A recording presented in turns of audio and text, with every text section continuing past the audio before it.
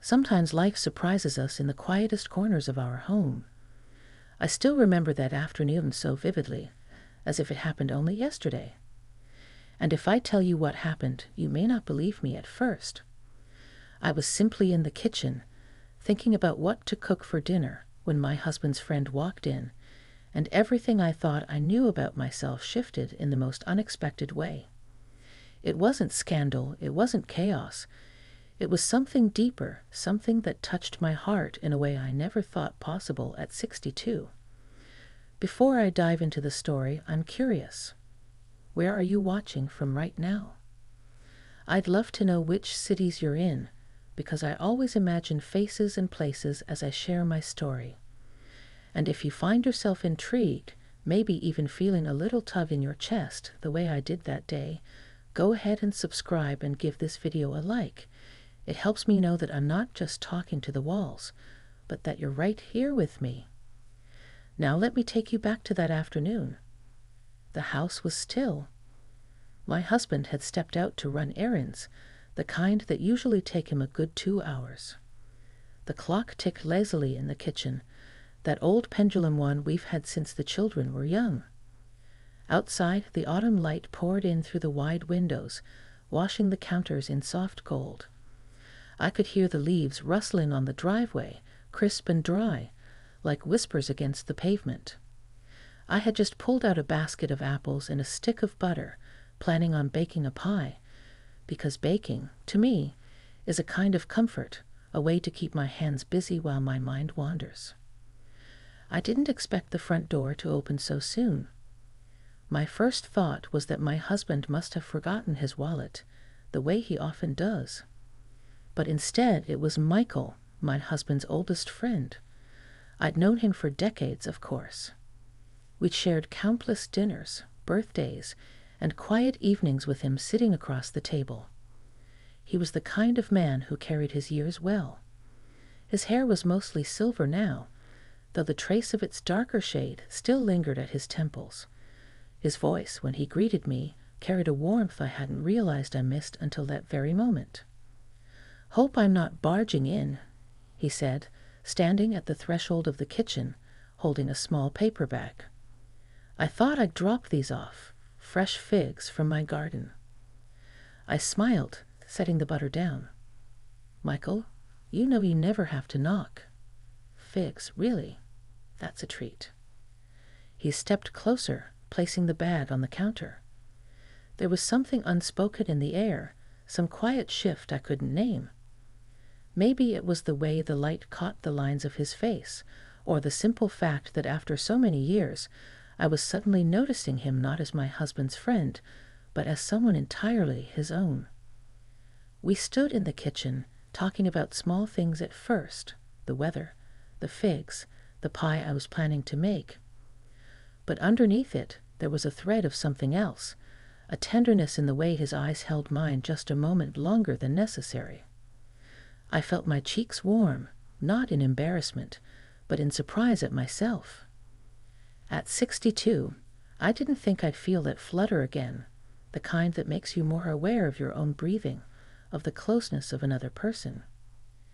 "Do you mind if I stay a while?"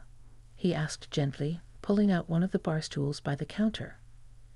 "It's quiet at my place, and, well, it feels good to have company." "Of course," I said, perhaps too quickly. I caught myself, steadying my tone. "I was just about to peel these apples. You can keep me company." As I worked with the knife, the kitchen filled with the soft sound of peels falling onto the cutting board. Michael rested his elbows on the counter, watching with a kind of easy attentiveness that made me both self-conscious and oddly comforted. He asked about my garden, about the old rose bushes I'd been tending. He listened, not the way people often do while waiting for their turn to speak, but with a sincerity that made me feel seen. It had been a long time since I'd really felt heard. My husband, bless him, is a good man, but after so many years together, our conversations have grown practical, predictable.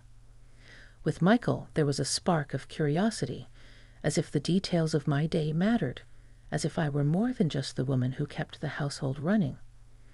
When I slid the pie into the oven, the kitchen warmed with the scent of cinnamon and butter. I wiped my hands on a towel, and Michael stood, stretching a little. He was close now, closer than before, and I noticed the way the sunlight touched the creases near his eyes, softening them. "You've always had a gift," he said quietly, almost as though he wasn't speaking to me, but to himself. "A gift?" I tilted my head. "Making people feel at home, safe, like they belong." His words settled over me like a blanket, unexpected and heavy with meaning. I felt something stir inside me, something that had been tucked away under years of routine and familiarity. I realized how long it had been since someone had spoken to me that way, with gentle reverence instead of casual acknowledgement. For a moment, neither of us moved. The clock ticked on, the pie baked quietly, and in that stillness I felt a connection blooming, fragile but undeniable. It wasn't about romance or disloyalty. It was about recognition, about being seen as a woman, as a person who still carried warmth, depth, and something worth cherishing. I don't know if he felt it too, though the way his eyes lingered told me perhaps he did. We didn't speak of it, not directly. We just let the conversation drift back to lighter things, the figs, his garden, a story about his grandchildren. But beneath it all, that quiet awareness pulsed, like an undercurrent neither of us could ignore. By the time the pie was done, the house was filled with golden light and the smell of apples and spice. I cut us 2 slices, placed them on small plates, and we sat at the counter together, eating in companionable silence. Each bite tasted sweeter somehow, as though the company had changed the flavor. And as I watched him laugh softly at one of his own stories, I thought to myself, life has a way of surprising you in the most ordinary places. I never expected that standing in my kitchen on a regular autumn afternoon, I'd feel the beginnings of something I thought I'd left behind decades ago, a reminder that even at 62, the heart is still capable of being stirred, of being awakened. That was only the beginning. That evening after Michael left, the house seemed quieter than usual. My husband came back just as I was finishing the dishes, humming to himself, carrying bags from the store. Everything felt normal on the surface, and yet I carried a secret warmth inside me, like embers glowing softly in the dark. I didn't tell him that Michael had been by, not because I meant to hide anything, but because I wasn't sure how to put into words what had happened in that kitchen. How could I explain a look, a tone, a pause that lasted just a little too long? As I lay in bed that night, listening to my husband's steady breathing, I found my mind drifting back. The way Michael had spoken to me, about belonging, about safety, had touched a part of me I hadn't realized was hungry. It wasn't a hunger for romance, not exactly. It was something deeper, an ache for connection, for recognition. I told myself not to read too much into it. But the truth is, my heart hadn't felt that alive in years. The days went on, filled with the usual rhythm. Laundry, tittying, phone calls with my daughter, tending to the roses in the garden. But every so often, I'd find myself glancing at the driveway, wondering if I'd see Michael's old truck pull up again. And sure enough, a few afternoons later, it did. This time, I was in the backyard, kneeling in the soil, my gloves covered in dirt. I heard the crunch of gravel, then his familiar voice. "Hard at work, I see," he called out, leaning against the fence with that easy smile of his. I stood, brushing the dirt from my knees. These roses won't prune themselves. He stepped inside the gate, holding another small paper bag. "Brought you something. Late tomatoes from the garden. Thought you might enjoy them." I took the bag, the faint smell of the vine still clinging to the fruit. "You spoil me, you know that." He chuckled. "I figure you deserve it." There it was again, that subtle weight in his words, that way of speaking to me like I was more than just someone's wife, more than just the woman who kept the garden alive. It unsettled me in the most curious way, making me feel like a girl again, caught between caution and curiosity. We walked through the garden together. The sun was lower now, spilling golden light across the yard, turning every leaf into something precious. Michael bent down to touch one of the rose blooms, careful, almost reverent. "You've kept these alive all these years," he said softly. "I remember when you first planted them. You were what? 30, 35. 38, I corrected with a laugh. It was the summer I thought I'd finally make this house feel like a home. Funny how time slips by." He looked at me then, really looked, and there was no mistaking the tenderness in his gaze. "Time slips by, but you haven't lost that spark. Not one bit." I froze, not sure what to say. Compliments at this stage of life are rare, and when they come, they're often about the pie you baked or the sweater you knit, not about who you are. His words struck a chord deep inside me, one that had been quiet for too long. We sat on the bench by the roses, the air cool now with the promise of evening. For a while, we didn't say much. There was no need. It was enough just to sit there, shoulder to shoulder, listening to the crickets begin their song. "I don't want to overstep," he said at last, his voice low, careful. "But I hope you know, I admired you. I always have." I turned my head, my heart pounding in my chest. There was nothing improper in his tone, no edge of temptation, just honesty, pure and steady. And that honesty shook me more than anything else could have. "Michael," I began, but my words trailed off. What could I say? That I felt the same. That I'd been waiting for someone to notice me like this again. That would have been too much, too soon. So instead, I placed my hand gently over his, just for a moment. A silent thank you. A silent acknowledgement. He didn't move away. He didn't press further. We just sat there, two people who had known each other for decades, discovering a new layer of connection we'd never expected. When he finally stood to leave, the light had all but faded, and the garden was wrapped in shadow. He promised to bring more figs soon, and I promised to bake another pie. But we both knew it wasn't about figs or pies. It was about the unspoken thread weaving itself tighter between us.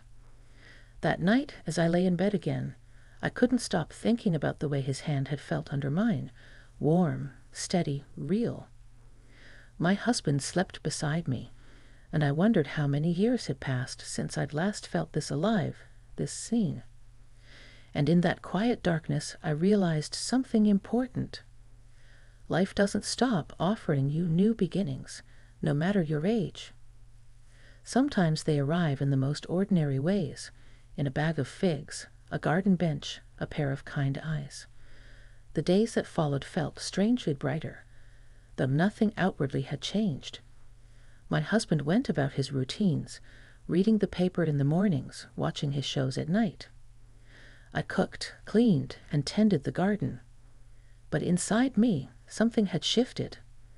I found myself smiling at small things again, the way the sun caught the edge of the dishes in the sink, the sound of the wind brushing through the leaves. I carried within me the secret of that bench moment, the warmth of Michael's hand under mine. It was both thrilling and unsettling. A week later, he came by again. This time, it wasn't figs or tomatoes. He simply knocked lightly on the doorframe as I was dusting the living room and said, "I thought maybe you could use a walk. The weather's too nice to waste." I hesitated for half a second, glancing toward the back of the house where my husband was taking his afternoon nap. "Just a short one," I replied, setting the duster aside. "Let me grab my sweater." We walked down the familiar streets of our neighborhood, the sidewalks sprinkled with leaves in shades of amber and crimson. The air was crisp, the kind that fills your lungs with a clean, cool lake. Michael kept an easy pace beside me, his hands tucked into his jacket pockets. "You've lived here over 30 years, he said, "not any of the houses. You must know every crack in these sidewalks." "Just about," I said with a laugh, though sometimes I still find myself surprised by little things. A tree that's grown taller, a new flower bed someone's planted. Life keeps moving, even when we don't notice. He looked at me then, his eyes thoughtful. "That's the truth, isn't it? Life doesn't stop, even when we think we've settled." There was meaning tucked into his words, and I felt it. A mirror of my own restlessness, my own sense that there was still more inside me than I had allowed myself to feel in years. We walked to the park, where a small pond shimmered under the autumn light. Ducks glided across the water, their wakes spreading ripples that seemed to echo the rhythm of my own thoughts. We sat on a bench overlooking the pond, just as we had in my garden days earlier, and once again, silence wrapped around us, not heavy, but comforting. "You ever think about the things you didn't do?" Michael asked suddenly. "The roads you didn't take?" The question landed deep in my chest. I thought of my younger self, full of dreams that had slowly been folded away into the drawers of practicality. Raising children, supporting my husband's work, keeping the house running. I loved my family, but there had always been pieces of me that went untouched, unexplored. All the time, I admitted softly.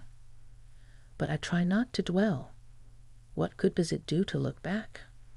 "Maybe not good," he said, "but sometimes I think it reminds us that we're still alive, that it's not too late." The words hung in the cool air between us, stirring something both hopeful and frightening. I turned my gaze to the pond, avoiding his eyes, afraid of what mine might reveal. A child's laughter rang out from across the park, breaking the tension. We watched as a little girl chased after a kite, her hair flying behind her. Michael smiled, but there was a sadness in it. "My grandkids don't live close. I don't see them often. I envy that man over there." He nodded toward the child's father, who held the kite string, laughing with her. Without thinking, I reached for his hand. It was instinct, not decision.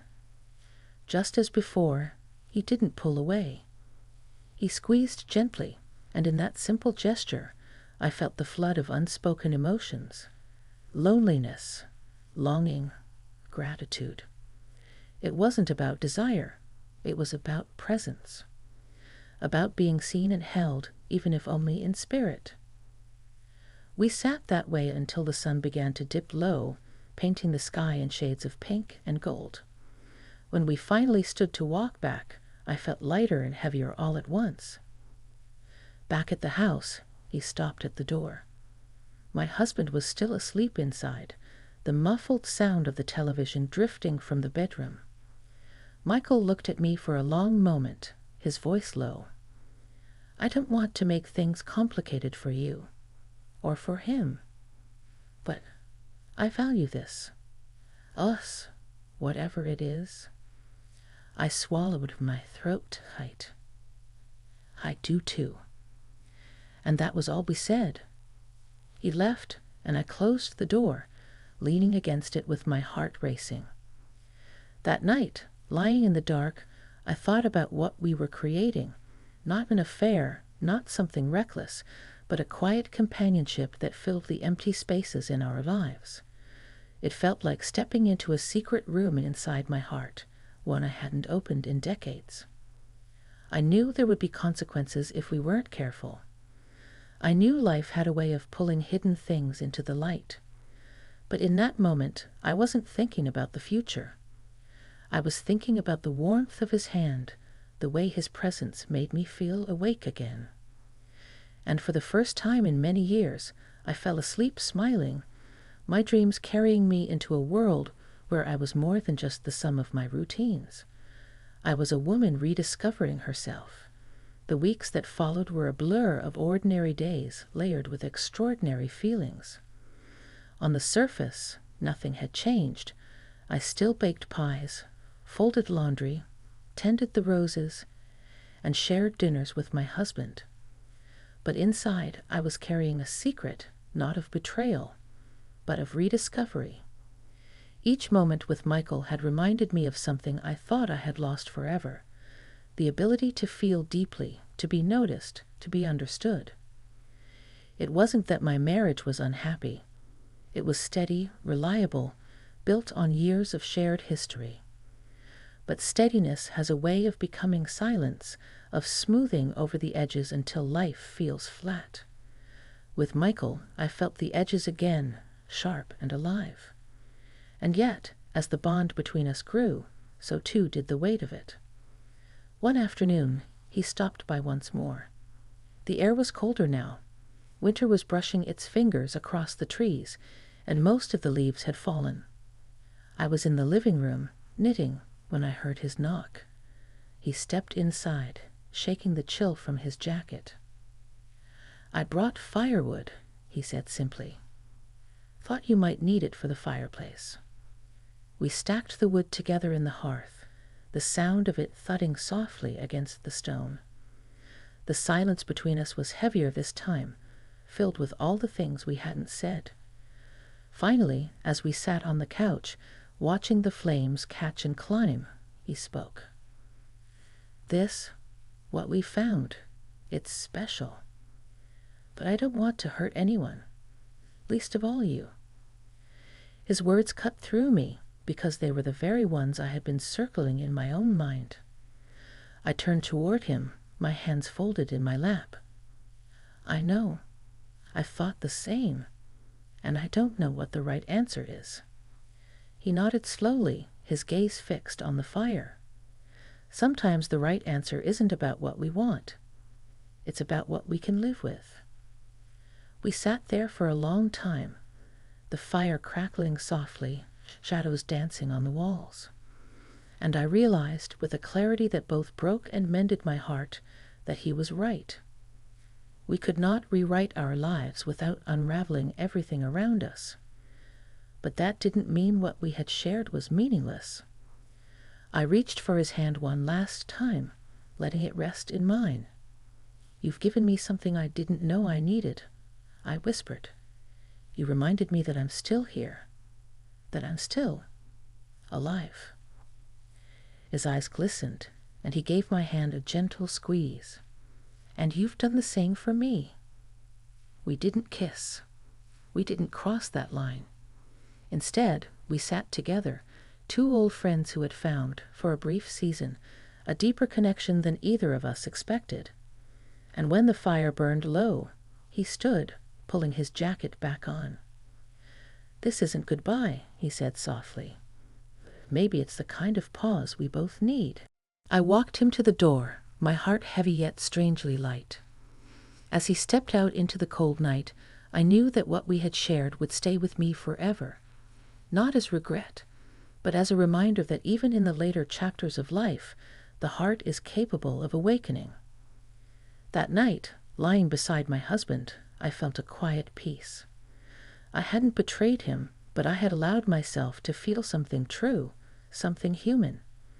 And that feeling would not disappear just because I chose not to act on it. It had changed me, shaped me, breathed life back into me. I thought of Michael's words. Sometimes the right answer isn't about what we want, but what we can live with. I knew I could live with this. I could live with the knowledge that, at 62, I was still capable of discovery, of connection, of being stirred by life's unexpected turns. And in the glow of the fire's dying embers, I promised myself something. I would not let routine silence me any more. I would speak more openly with my husband. I would laugh louder. I would plant more roses in the garden. Because I had been reminded, in the most unexpected way, that life, even at this stage, was still unfolding, still offering new beginnings. That was the lesson Michael gave me. That was the gift. and as I drifted into sleep, I knew with certainty that I would carry it with me for the rest of my days.